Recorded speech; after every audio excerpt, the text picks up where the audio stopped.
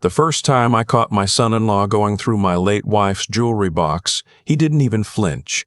He looked up at me, calm as anything, with one of Lorraine's rings between his thumb and finger, and said, "Just seeing what's worth insuring, Russ." That was the word he used, insuring, as if the man had a single honest bone in his body. I stood in the doorway of my own bedroom in my own house in Sudbury, 68 years old, and I felt something cold start to spread out from my chest. I didn't say a word. I just nodded and went back downstairs and put the kettle on, because that's what you do when you're not yet ready to fight. But I want you to understand something right from the start. By that point, I had already decided. I was just waiting. Let me back up, because none of this makes sense unless you know how I ended up alone in that house with a man like him in it.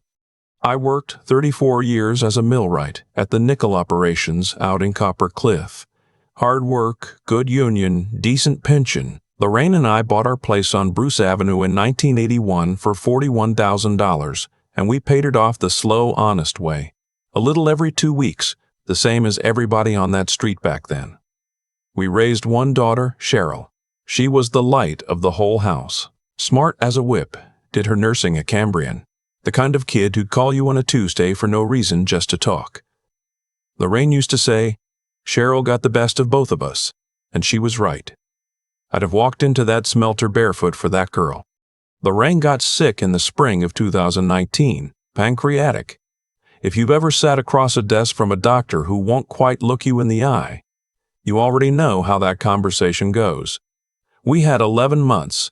I won't dress it up. I retired early to be home with her, and I'm glad I did, because those last weeks were the most important of my life, even though they near broke me.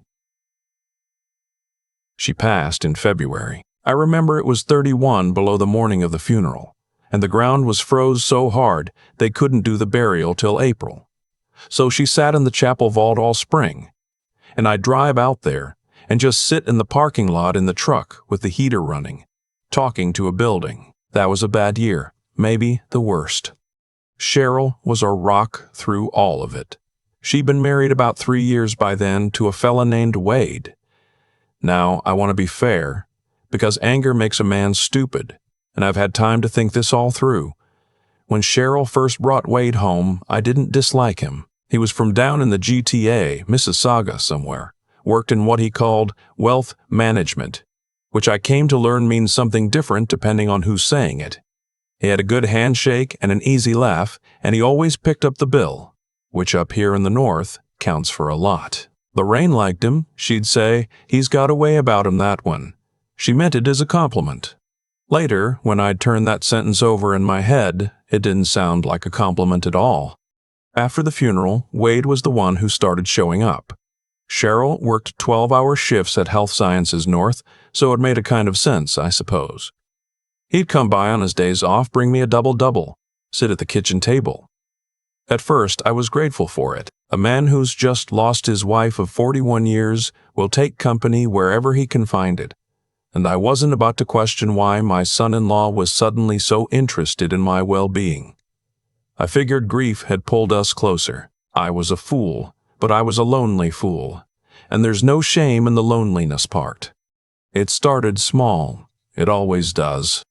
"You know, Russ, you've got a lot of dead money sitting in that savings account," he said one afternoon, stirring his coffee. "Inflation's eating it alive. You should let me take a look at your situation. No charge, family rate." He laughed at his own joke. I didn't know yet that family rate would end up meaning everything I had. I told him I'd think about it. I'd always handled our money myself, Lorraine and me both, the old-fashioned way. A checkbook. A line on a notepad. We weren't sophisticated people, but we weren't broke either. By the time I retired, we had the house, which was worth maybe $420,000 by then. The pension, my CPP and OAS kicking in, and a little over $300,000 sitting in RIF and some GICs that Lorraine and I had built up nickel by nickel over the decades. To a guy like Wade, I imagine that looked like a slow-moving deer in an open field. He wore me down over months. That's the thing people don't understand about how this happens to older folks. It's not one big con. Nobody comes at you with a briefcase full of paperwork on day one. It's 100 little kindnesses, each one with a hook in it. He fixed my gutters. He drove me to a cardiology appointment in March when the roads were greasy. He'd say things like, "Cheryl worries about you handling all this on your own, Russ. She'd feel a lot better if I was keeping an eye on it." And he'd say it gentle, with that GTA smoothness. And I'd think about Cheryl pulling a double in the ICU and not wanting to add to her worries. And I'd cave a little more each time. So I signed some forms. God help me, I signed. The first ones seemed reasonable. A power of attorney for property in case anything happens, he said, the way it did with Lorraine. You don't want Cheryl scrambling. That one I understood. Everybody up here who's got gray hair has a POA. I went into a lawyer's office to sign it. A young fellow Wade recommended. And the whole thing took 15 minutes. I didn't read it the way I should have. I trusted that the man married to my daughter had my interests at heart. And I trusted that a lawyer wouldn't let me sign something crooked. Both of those were mistakes, and they were my mistakes, and I own them. Then came the investment forms. Wade said he could move my RIF into a managed portfolio his firm ran, better returns, lower fees, all of it. He brought a tablet to my kitchen table and walked me through it, finger sliding across the screen. And I'll be honest, I didn't understand half of what I was looking at. Charts, allocations, words I didn't know. But Cheryl's husband was sitting right there telling me it was the smart play, and I signed where the little yellow arrow pointed. $304,000 transferred out of the accounts Lorraine and I had built with our own hands into something I couldn't see and didn't control. You're probably yelling at your screen right about now. How could you be so stupid, Russ? I've asked myself the same thing 1,000 times. The answer is grief. Grief makes you small and tired and willing to let someone else hold the wheel. And he knew that. That's the part I can't forgive. He didn't trip over an opportunity. He waited for my wife to die, and then he moved in. The first sign that something was truly wrong came about 8 months later, in the fall. I'd gone to the credit union to take out some cash for a new furnace. The old one was 40 years old and starting to clank. And the teller, a nice woman named Donna who'd known Lorraine from church, got a funny look on her face when she pulled up my account. "Russ," she said quietly, leaning in, "did you mean to set up these transfers?" There were withdrawals, regular ones. $1,200 on the first of every month, going out to a numbered company, and a line of credit against the house, a HELOC, that I had no memory of opening, with about $60,000 drawn on it already. $60,000 borrowed against the house Lorraine and I paid off the hard way, and I didn't know it existed. I want to tell you, I exploded right there in the credit union. I didn't. I went very still, the way you do at a funeral, and I asked Donna to print me everything. She did, bless her, even though I'm not sure she was supposed to. I took those papers out to the truck, and I sat in the parking lot. Same parking lot habit I'd built up grieving Lorraine, and I read every line, twice. And the cold thing in my chest from the jewelry box came back, except this time it didn't feel like grief. It felt like fuel. That night Wade came by with a coffee like always, sat at the table, asked how I was holding up. And I looked at this man, the smooth, smiling man who'd married my daughter and buried his hand in my life up to the elbow, and I made the most important decision of my retirement. I smiled back. I thanked him for the coffee. I let him think I was still the same broken old man he'd been working for a year and a half. Because here's what I understood. Sitting in that kitchen, if I confronted him then with what little I had, he'd have an answer for all of it. He always had an answer. He'd say the HELOC was for renovations he was planning to do on the house, a gift. He'd say the transfers were the management fees we'd agreed to, and hadn't I signed the forms? And the worst part, he'd run straight to Cheryl and tell her old man was getting confused, paranoid, maybe not safe to live alone anymore. I could see the whole play. He'd frame my catching him as proof I was losing my marbles. And my daughter, exhausted, in love with him, would believe the man in her bed before she believed the father she thought was slipping. He'd already laid the groundwork. All those little comments about Cheryl worrying, he wasn't worried about me. He was building a story where I couldn't be trusted, so that when the money was gone, nobody would listen to the crazy old widower. So I didn't confront him. I went to war quietly instead. And if you take one thing from this whole story, let it be that when somebody's stealing your life, the loudest thing you can do is go silent and start keeping records. The next morning, I did something I should have done from the beginning. I drove downtown and I walked into a law office. I picked myself, not one Wade recommended, a firm on Elm Street, and I asked for the most stubborn lawyer they had. They gave me a woman named Gail Tremblay, maybe 50, reading glasses on a chain, the kind of person who listens to you for 20 minutes without saying a word and then asks the one question that cracks the whole thing open. I laid out everything on her desk, the POA, the investment transfer, the HELOC papers from Donna, the monthly withdrawals to the numbered company. Gail looked at it all, took her glasses off, and said, "Russ, I'm going to be straight with you. This is elder financial abuse, and it might be criminal. And the fact that he's family makes it harder, not easier, because juries and judges and your own daughter are all going to want it not to be true." Then she put her glasses back on and said, "But you've already done the smartest thing a person in your position can do." "What's that?" I said. "You didn't tip him off. We spent the next 4 months building it. And I'll tell you, those 4 months gave me something I hadn't had since Lorraine got sick, a reason to get up in the morning. I felt like a man again." Gail brought in a forensic accountant, a sharp young woman named Priya, who worked out of an office in North Bay, and Priya started pulling threads. That numbered company Wade was routing my money to? Priya traced it. It wasn't his firm. His firm didn't even know he was doing private management for clients on the side. That's against every rule they've got. The numbered company was Wade's. A shell. He'd been moving my RIF money into it, skimming fees that were really just theft, and the HELOC on my house was funding what looked an awful lot like a down payment on a property in Muskoka. A cottage. He was buying himself a cottage with the house Lorraine died in. I'm going to be honest with you about what that did to me. There were nights in that stretch where I sat in the dark in the front room with the lights off, and I thought about doing something stupid. I'm not too proud to say it. A man who's lost his wife and then watches a thief crawl through her memory, it does something to you. But every time I felt myself going down that road, I'd hear Lorraine's voice, playing as if she was in the kitchen, and she'd say, "Don't you dare give that man the satisfaction of ruining you too." So I didn't.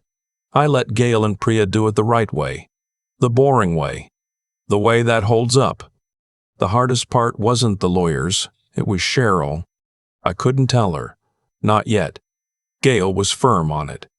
If Cheryl knew, even by accident, even from the look on her face at Sunday dinner, Wade would know, and he'd start covering tracks and moving money, and we'd lose him. So for 4 months I sat across from my own daughter at the dinner table, and I lied to her by staying quiet. She'd ask how I was doing, and I'd say I was getting by, and I'd watch her with her husband, watch her laugh at his jokes, watch her trust him, watch her have no idea, and I'd feel my heart come apart a little more each time, because I knew that when this was over, even if I won, I was going to blow up my daughter's whole life. The man she loved, the man she'd built a marriage with, maybe wanted to have children with. I was going to prove he was a thief who'd been robbing her own father blind. There's no version of that where she doesn't get hurt. I was choosing the version where she got hurt by the truth instead of bankrupted by the lie. But it didn't feel like a clean choice. It felt like cutting off my own arm to save the rest of me. By March, we had it all. Priya's report was 40 pages, airtight. The shell company, the diverted RIF funds, the unauthorized HELOC, the cottage purchase, the forged signature on one of the line of credit documents. And that was the one that turned it from a civil mess into something the police would care about. Because I'd never signed that HELOC. He'd done it under the power of attorney, and then, on one supplementary form, he just signed my name himself, sloppy, confident, because who was ever going to check? Gail held that page up in her office and said, "This, Russ, this is the one that ends him." Now here's where a younger man, or an angrier one, would have called the cops and let the cuffs come out at a family barbecue. I thought about it. Lord, I thought about it. There's a part of me that wanted Cheryl to see him hauled out in front of the whole street, but that part of me wasn't thinking about Cheryl. It was thinking about my own rage, and I promised Lorraine I wouldn't let him turn me into something ugly. So Gail and I did it different. We froze him first, quietly. Gail filed to revoke the power of attorney and got an emergency order from the court restraining any further movement of my assets. Served on the bank and the credit union and Wade's actual employer, all on the same morning, before he was even out of bed. By the time Wade woke up that Thursday, every door he'd been quietly walking through had been locked, and he didn't know it yet. Then I invited him over. Sunday dinner, I told Cheryl, both of you.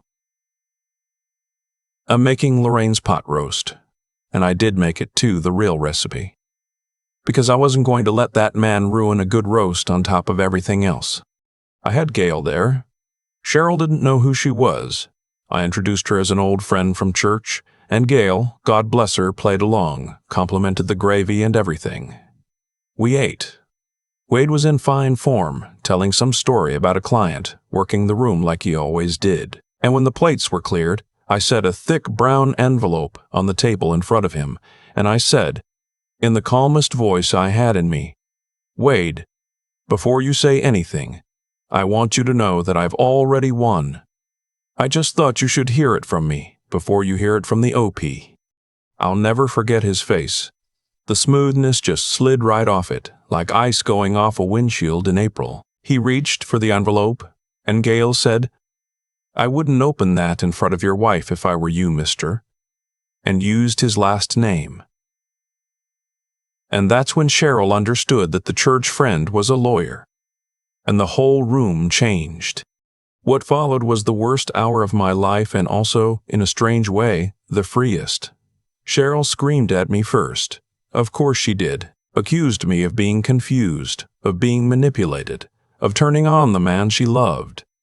Every single thing Wade had spent 18 months planting in her head came pouring out, and it gutted me, because it meant his poison had already taken. Then Gail, calm as a winter lake, slid Priya's report across the table and said, Cheryl, you're a nurse. You read charts for a living. Read this one. And my daughter read it, and I watched the truth take her apart, page by page, the same way it had taken me apart in the credit union parking lot, and there was not one single thing I could do to make it hurt less. Wade tried to talk naturally. He was good at talking. He started in about renovations and gifts and how he'd been planning to surprise me. And Gail let him go for about 30 seconds before she set down the page with his forgery of my signature on it and said, And this? Was this a surprise too? And he had no answer. For the first time since I'd met the man, Wade had no answer. He just sat there in my kitchen with my late wife's pot roast going cold in front of him, and he had nothing. He left that night. Cheryl didn't go with him. I won't pretend the next while was clean or easy. It wasn't. We got everything back, in the end. Gail unwound the investment transfers. The court ordered the HELOC reversed, and the cottage in Muskoka clawed back into the assets, and the criminal side moved slow, but it moved. He pled out, eventually, on the forgery and the fraud, took a conditional sentence and a restitution order, which around here is a fancy way of saying he had to pay it all back and live with a record.